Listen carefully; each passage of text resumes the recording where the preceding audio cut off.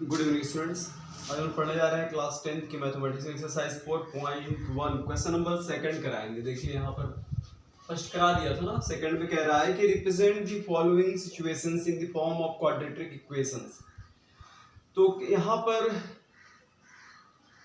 जो भी स्टेटमेंट लिखा हुआ है इसको हमें क्वाड्रेटिक इक्वेशन बनाना है और सॉल्व नहीं करना है, केवल क्वाड्रेटिक इक्वेशन बना के छोड़ देना है। कह रहा है कि the area of a rectangular plot is 528 square meter.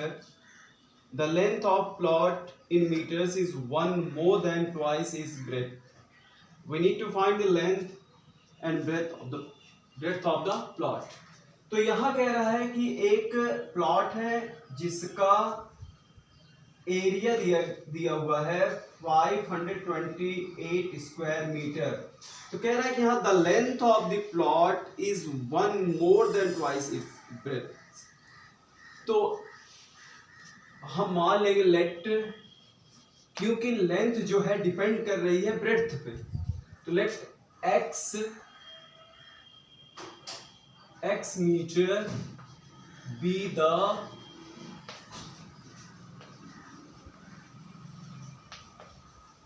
breadth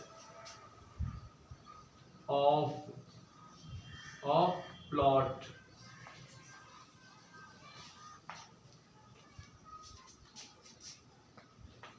Therefore length of plot, तो लेंथ क्या होगा, कहा है कि जो भी इसकी ब्रेड्थ है, इसकी चौड़ाई है, उसका ट्वाइस यानी x का ट्वाइस 2x होगा। इससे कितना ज्यादा है, is one more than twice, यानी इससे 1 ज्यादा है। तो इसका ट्वाइस करो, फिर उसमें 1 ऐड करो, यानी 2 गुना करके 1 ऐड कर देंगे, तो 2x प्लस 1 ये मीटर हो गया। ठीक, अब according to given conditions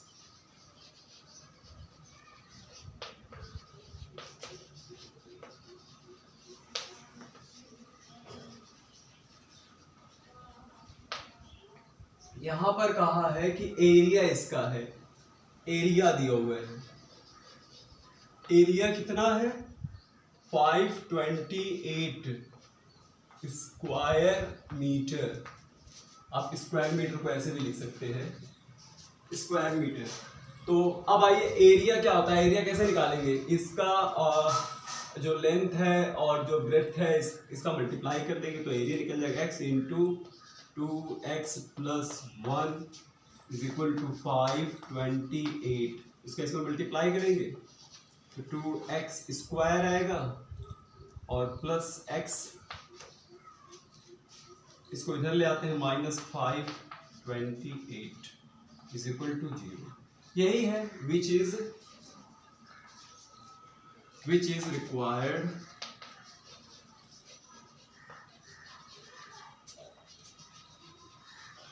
quadratic equation. कहा है सॉल्व नहीं करना है, हमें x की वैल्यू नहीं निकालनी है, केवल कहा है कि आप इस स्टेटमेंट को क्वाड्रेटिक इक्वेशन बनाइए। तो क्वाड्रेटिक इक्वेशन हमारा बन गया, यही क्वाड्रेटिक इक्वेशन है, यही आएगा। बस इतना ही करके छोड़ दें, तो बस इतना ही करना है। तो इस तरह से आपको लेकर के चलना पड़ेगा। तो इसको आप मापेंगे, उसके बाद हम बताते हैं।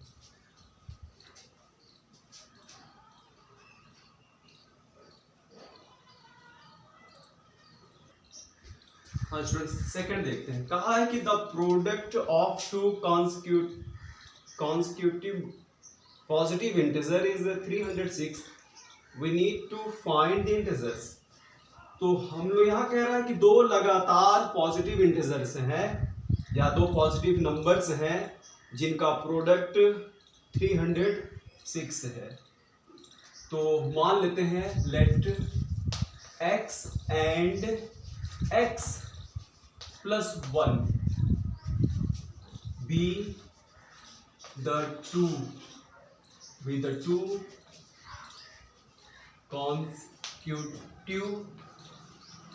consecutive positive integers integers consecutive मतलब लगातार, जैसे मान लीजिए कि कोई 11 12 हो गया, या 5 और 6 हो गया, ये दो, या 3 4 हो गया, ये सब ऐसे करके। तो हमने एक x माना, x में 1 ऐड कर दिया तो 2 निकल जाएगा। अब बोला है कि इनका प्रोडक्ट 306 है। अब ये लिखें अकॉर्डिंग टू गिवन कंडीशन। कहा है कि इन दोनों का दो कॉन्सिक्यूटिव नंबर्स है, इन दोनों का प्रोडक्ट 306 है।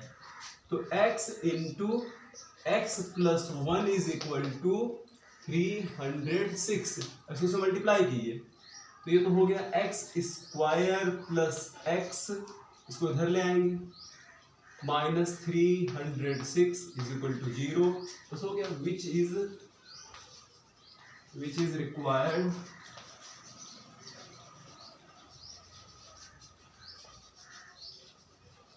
Quadratic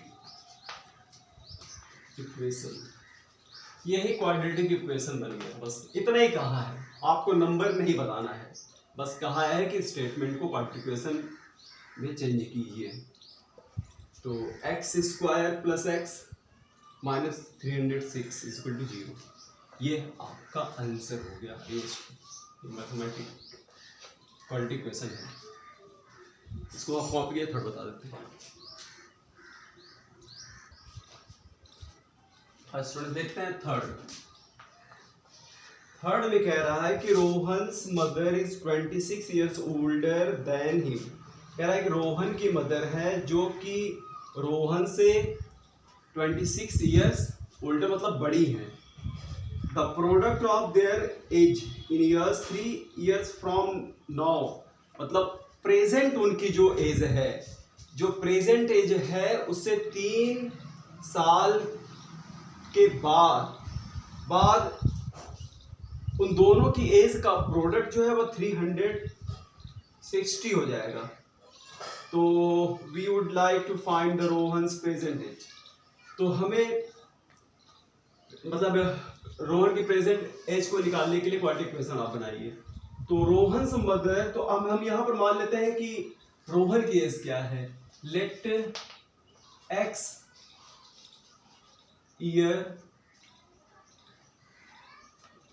years be the present age of Rohan.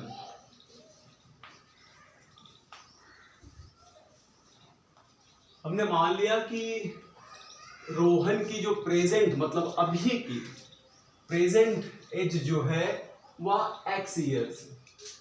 Therefore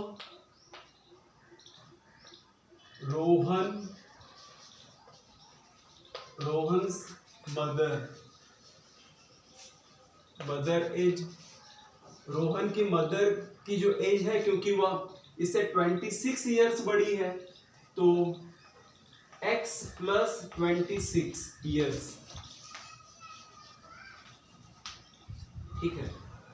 तो हमने मान लिया कि x जो रोहन की प्रेजेंट एज जो है x इयर्स है, और तो तब उसकी मदर का हो जाएगा x plus 26 years. After 3 years कह रहा है अब से, यानी जो प्रेजेंट एज है यहां से, जैसे मान लीजिए अगर अभी आप 15 साल के हो तो 3 साल के बाद कितने साल हो जाएंगे, तो 15 और 3 आप ऐड कर दोगे तो 18। इसी तरीके से after 3 years from now,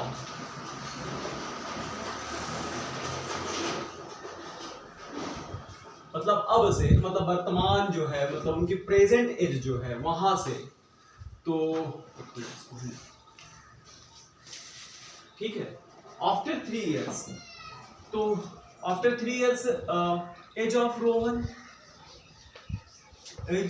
Rohan, तो अब से अभी कितने साल का है रोहन, x इयर्स का है। तो 3 साल के बाद ये क्या होगा, ये बड़ा होगा, x प्लस 3 हो जाएगा 3 इयर्स। और ऐसा, और उनकी मदर की भी एज तो बढ़ेगी 3 साल के बाद। तो एज ऑफ रोहन्स मदर,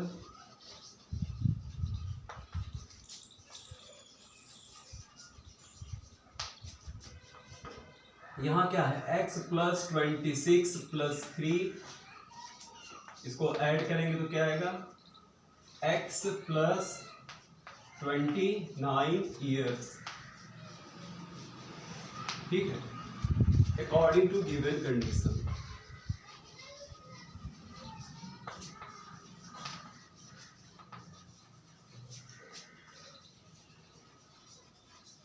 कहा है जो 3 साल की बात, प्रेजेंट से 3 साल की बात जो एज है उसका प्रोडक्ट दिया गया है, उसका प्रोडक्ट कहा है कि प्रोडक्ट है 360, तो रोहन की एज जो है x प्लस 3 है और मदर की जो है 3 साल की बात की एज जो है x प्लस 29, इन दोनों का प्रोडक्ट कर देंगे, यानी x प्लस 3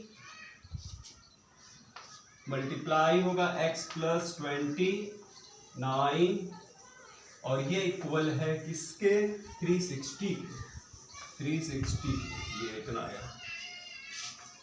अब इसको कर देते हैं मल्टीप्लाई, तो ये तो हो गया x square plus 29x plus 3x और इसका इसमें मल्टीप्लाई करेंगे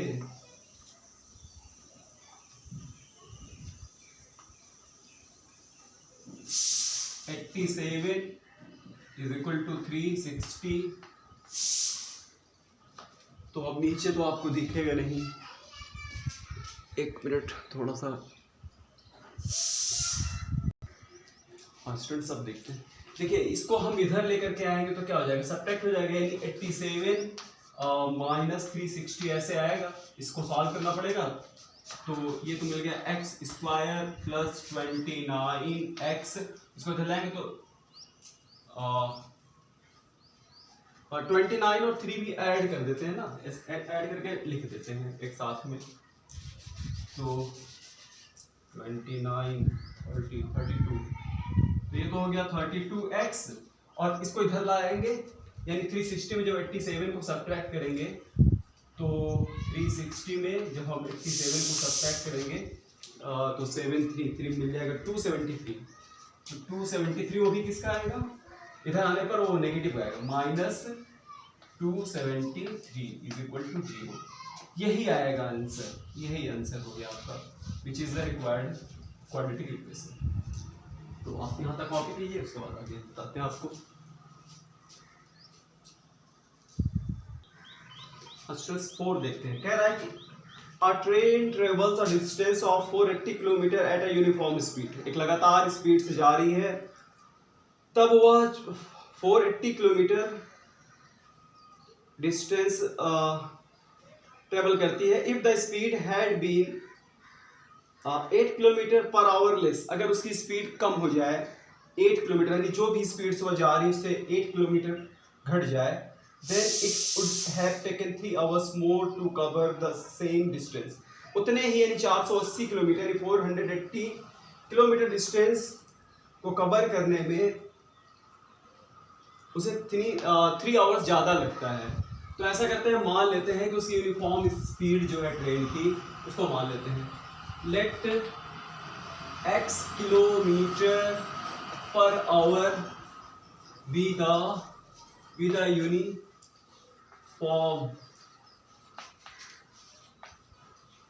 स्पीड ऑफ ट्रेन,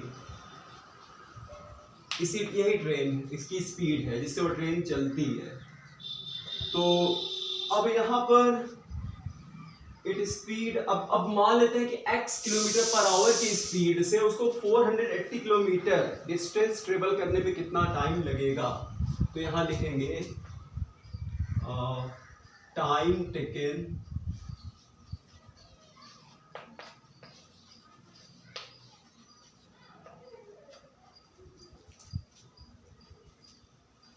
ट्रेवल और distance of 480 kilometre at a speed speed 480 kilometre जा रही है, लेकिन उसकी स्पीड क्या है, x किलोमीटर, यानी इस स्पीड से x किलोमीटर पर आवर के स्पीड से अगर वह जाएगी तो कितना टाइम लगेगा। तो टाइम निकालने का फॉर्मूला हमारे पास क्या होता है, टाइम निकालने का फॉर्मूला होता है डिस्टेंस अपॉन स्पीड। डिस्टेंस क्या है 480 और किलोमीटर किस स्पीड से आ रही है, x किलोमीटर पर आवर, यानी x किलोमीटर तो ये हुआ आवर्स, इतने घंटे में जाएगी। अगर हमने मान लिया कि अगर उसकी स्पीड जो भी x किलोमीटर पर आवर है तो 480 किलोमीटर जाने में उसको इतना टाइम लगेगा। उसके बाद if speed had been 8 kilometre less, if ऐसे को लिख देंगे, if speed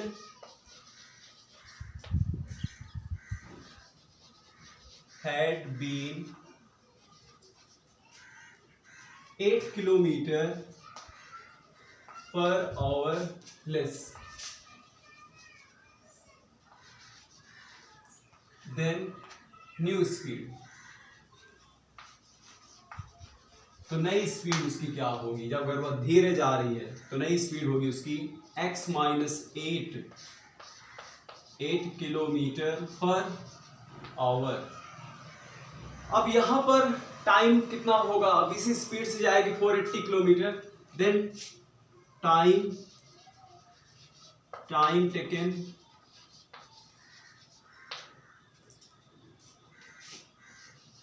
bye train at speed x minus 8 kilometre per hour to travel distance, ऐसे लिख दीजिए, टू ट्रेवल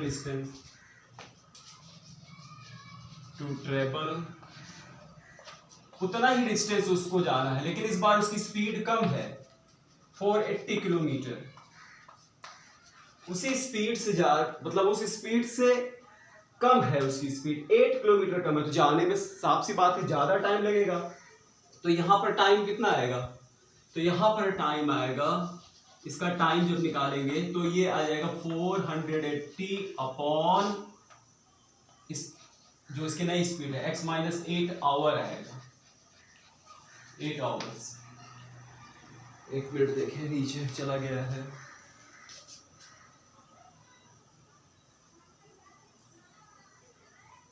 ठीक है, आपको दिख रहा है यहाँ पर।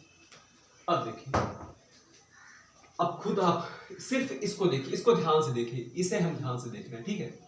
जब वह तेज जा रही है तो वह इतना घंटा टाइम लेती है, लेकिन जब वह धीरे जा रही है तो इतना टाइम ले रही है। तो साफ सी बात है कि ये आवर्स जो होगा ये ज्यादा है। इसमें से इसको सब्ट्रैक्ट करेंगे तो वह 3 के इक्वल आएगा। तो आप यहां तक कॉपी कीजिए, उसके बाद हम बताते हैं। हाँ, अब यहां पर चलते हैं, अब यहां लिखते हैं according to given condition, according to given condition. देखिए, हमने ये रेस कर दिया, लेकिन यहां पर लिख दिया पहला टाइम जो था, यानी जब वो अपने स्पीड से जा रही है तो अब यानी स्पीड जब उसकी ज्यादा है तो 480x इतना टाइम लगा। लेकिन जब वो धीरे जा रही है तो उसको ज्यादा टाइम लगेगा, भाई धीरे जाएगी तो 40 किलोमीटर जाने में उसको ज्यादा टाइम लगेगा। इसमें से इसको सब्ट्रैक्ट करेंगे तो वह 3 के इक्वल आएगा, क्योंकि 3 किलोमीटर का फर्क है। अकॉर्डिंग टू गिवन कंडीशन, यानी 480 अपॉन x माइनस 8 से सब्ट्रैक्ट करेंगे किसका, 480 अपॉन x, तब ये 3 घंटे का फर्क है। अब ऐसा करते हैं, 480 इधर भी है, 40 इधर भी है, 480 से दोनों तरफ 480 दोनों तरफ कर देते हैं डिवाइड। तो यहाँ डिवाइड करेंगे तो ये तो हो जाएगा 1 अपॉन x माइनस 8 और माइनस, और ये आएगा 1 अपॉन x, और यहाँ पर आएगा 3 अपॉन 480। और ये रेस करें, फिर सॉल्व करते हैं।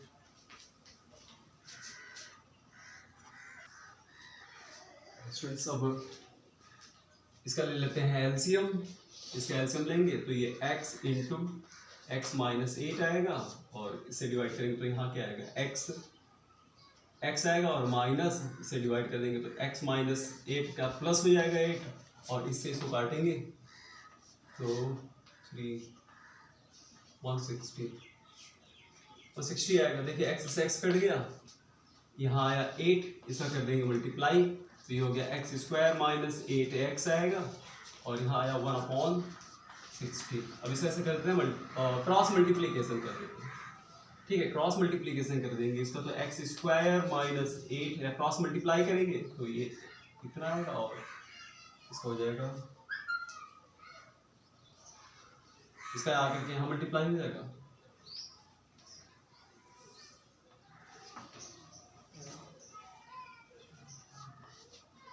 तो आंसर हमारा ये आंसर इसका आएगा x स्क्वायर माइनस 8x और इसको इधर लेकर चले जाएंगे तो माइनस 1280 इज इक्वल टू 0।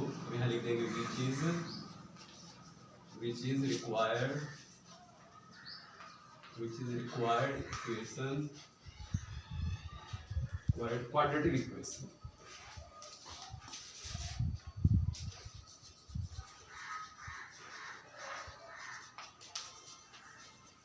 इसी की जरूरत थी, क्वाड्रेटिक स्टेटमेंट को क्वाड्रेटिक इक्वेशन बनाना था तो ये क्वाड्रेटिक इक्वेशन। तो आप यहाँ तो कॉपी कीजिए उसके बाद मैं आपको नेक्स्ट बताएंगे। Thank you.